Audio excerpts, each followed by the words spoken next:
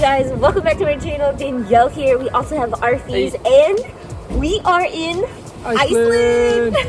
So today I am taking you guys thrifting all around Reykjavik, but a huge thank you to Selma for sending over a list of recommendations to check out. So that is exactly what we're doing today. So let's get started because we have a full day of thrifting and probably a second day too. So let's go. Alright, first thrift store on our stop is Wasteland, which I'm actually pretty familiar with. We have a few here in Los Angeles. I think I've only been to like one or two in my whole entire life, but I knew what I was getting myself into. I know that it's very curated. This location in specific, I felt was mainly more for men or like more masculine silhouettes. So in the back was where all the women's clothing was, and it was nice to see fitting rooms for once. In Los Angeles, you don't really come across them anymore, so that was nice to have so you can actually try things on. I did only come across like maybe one or two cute things. Like the sweater here, I wasn't like totally crazy about, but I thought it was cute. The art in the center was giving me Monet vibes, but it was going for 6,500 krona, which for me is a lot of money for a sweater.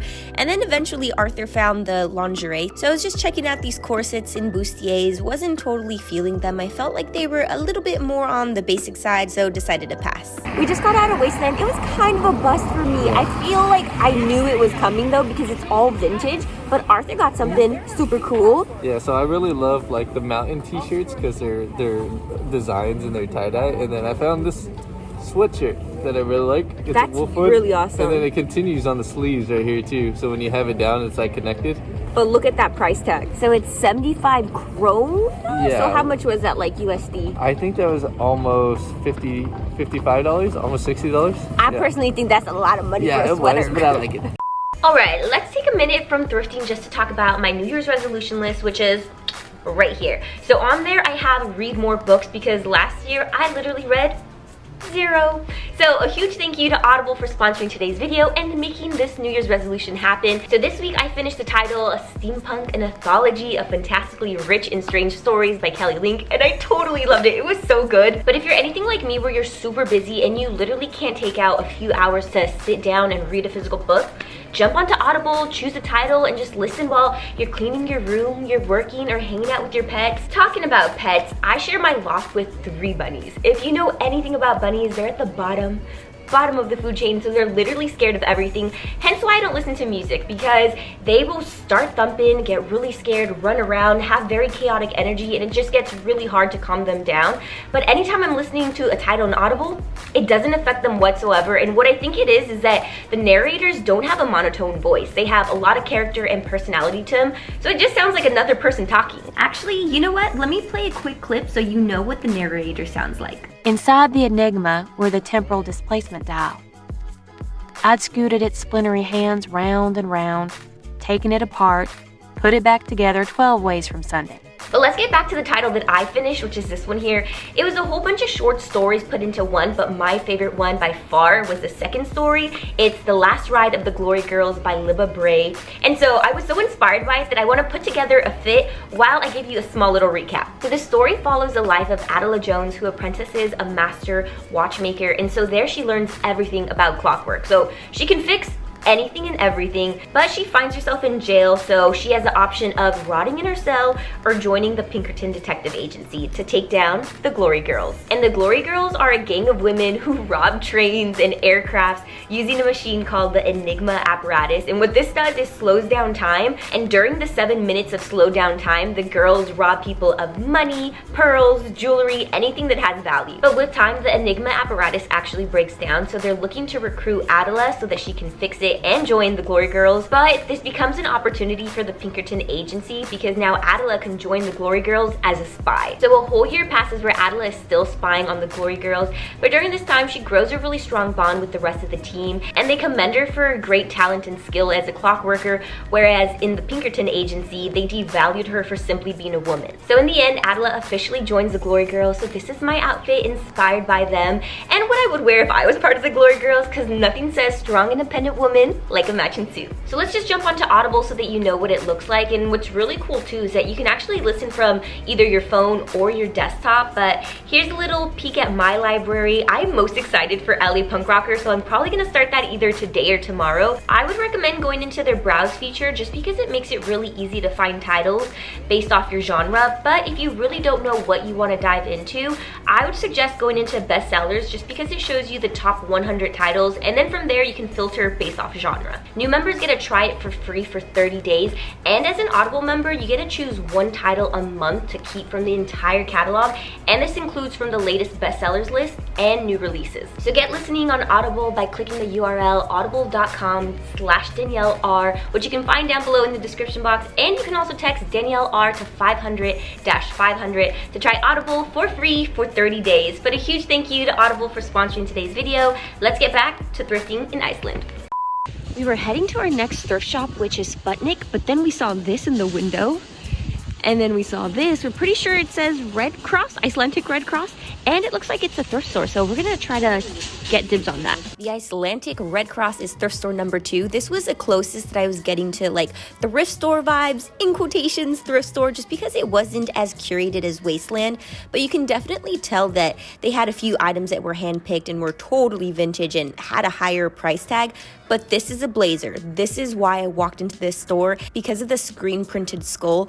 And originally it was gonna be for Arthur. He tried it on, it was way too small on him. And then I tried it on, I was like, oh, hell yes, this is so cool. Don't mind my hair. I was so frustrated with it. I was so close to just chopping it off. Then we have this blue leather jacket that I really wanted. I also tried it on and it just looked really good. Fit me like a freaking glove.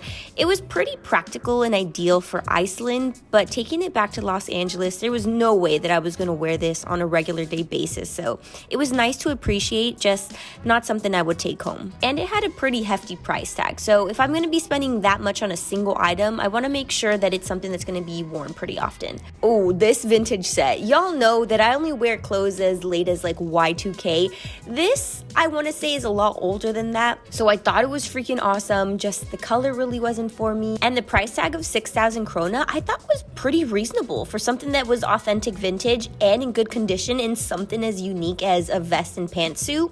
Oh yeah. In the front, they also had these baskets with t-shirts that you were able to rummage through. I'm not much of a t-shirt person, so Arthur took his time there. And then the center there literally only had 2 clothing racks, one full of some wool sweaters, which are an essential if you're in Iceland. We noticed that everybody was wearing them. And then they have this rack full of pants, which really didn't capture my eye, so I didn't really go through there much. And then the third room is where they have the shoes, another rack of clothing, the fitting rooms, and a mirror. So I saw these ballet flats, which were 2,000 krona, which again, maybe it's the cheapskate in me. I just thought it was a little bit too much money. Here's an outfit of the day where I was embarrassingly trying to get my scarf out of the way. Okay guys, we just got done at Red Cross, and so far it's been my favorite. It's a little small and very dark in there, but they have a lot of good vintage pieces. This I don't think is vintage, but maybe a reworked item.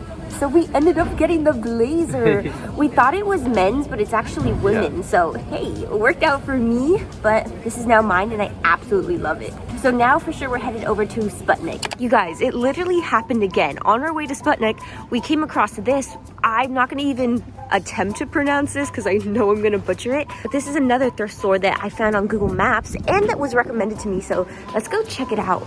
To the people of Iceland, I am so sorry, but our next stop is Verslana Holland, and this was by far the biggest thrift that I had walked into, but it was also the most expensive. So at this point, it was just becoming a game of, okay, can I find something under $10? And it was kind of unlikely, especially in this store.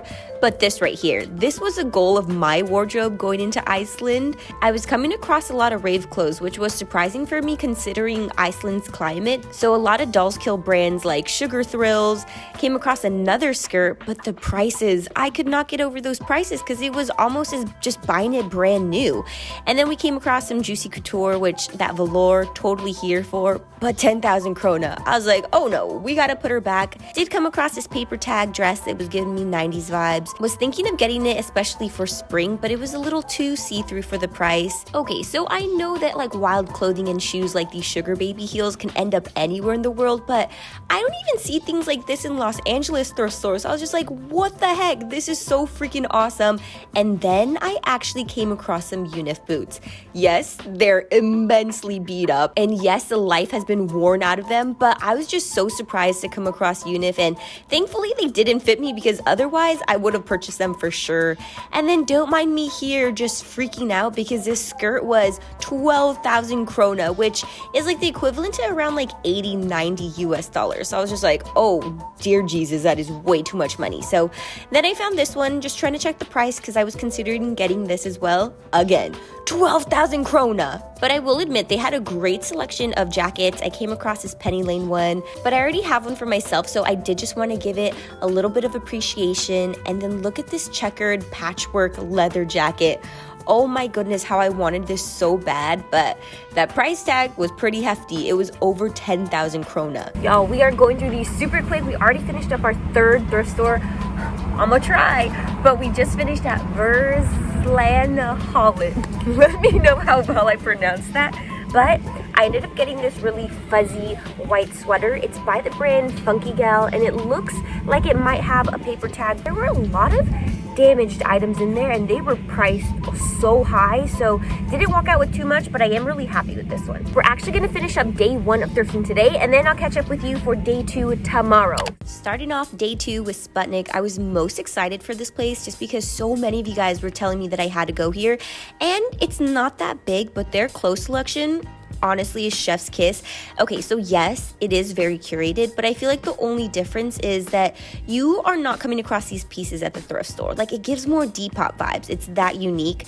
There's this rack of clothes against the wall, and I saw these patchwork pants, and I was like, oh yes, absolutely, but they were 7,900 krona. After looking at all the cool pieces, I was like, oh yeah, for sure this place is not gonna be cheap. And then I came across these black suede ones with the belt buckles. Immediately took these just to try on though, because for sure if I'm spending this much money, I gotta make sure the pieces fit before even taking them home. Those pants alone were nearly 15,000 krona. And then I saw this shirt on the mannequin, totally loved it, especially the ruffle detail. And then don't even get me started on the silver jewelry. Immediately took off that star chain just to see what it would look like on me. They had a whole bunch of these long sleeve fishnet tops, which honestly, I feel I could find in Santee Alley if I just, did a little bit of searching.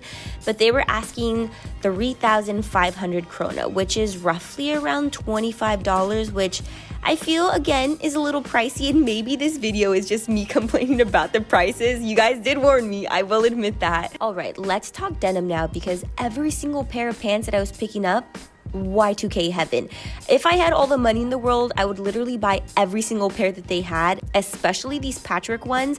Only they were 8,800 krona, and they were pretty size inclusive too, so that was surprising, especially with this type of style. In the back though, they did have a rack full of discounted clothes, so I was spending quite a bit of time there. Now onto the try-on portion. These are those black pants with the buckles. They were way too tight around the thighs, so they didn't end up working out.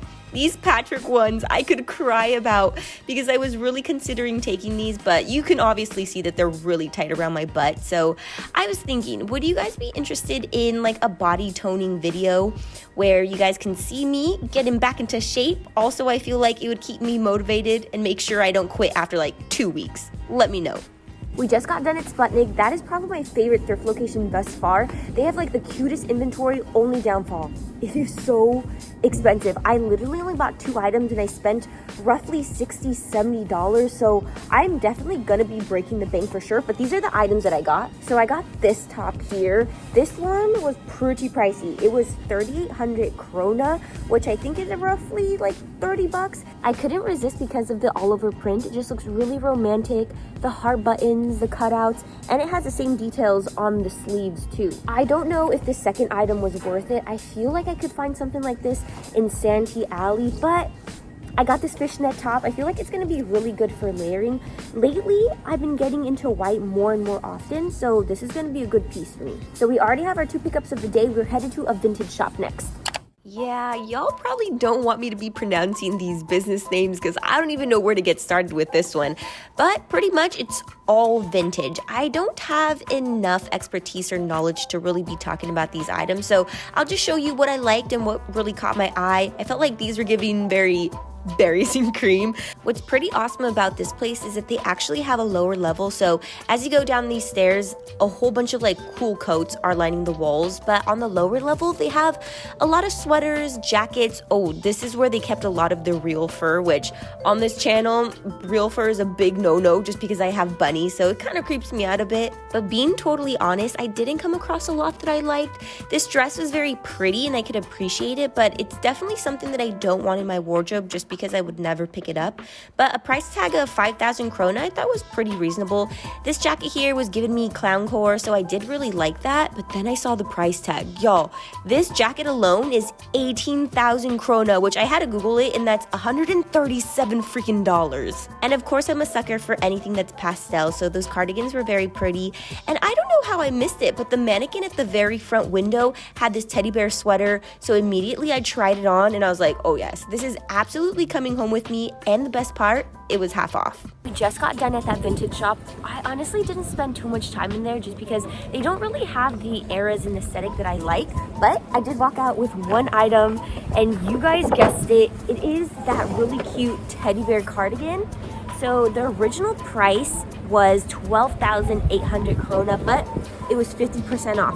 Most of the store was. So US dollars, I only got it for $45. That is so freaking good. But the shop has a really famous cat on there. I spoke with the owner and she was pretty much saying that her cat is even more famous than the shop on Instagram. So if you want to go out and support them, this is their IG right here. But it's super cold out, so let's go to our next thrift. Just kidding, guys. We actually finished up all the thrift stores in downtown Reykjavik, so we will be kind of going to the outskirts, but we heard of a flea market that happens in downtown, so we're outside of the building right now.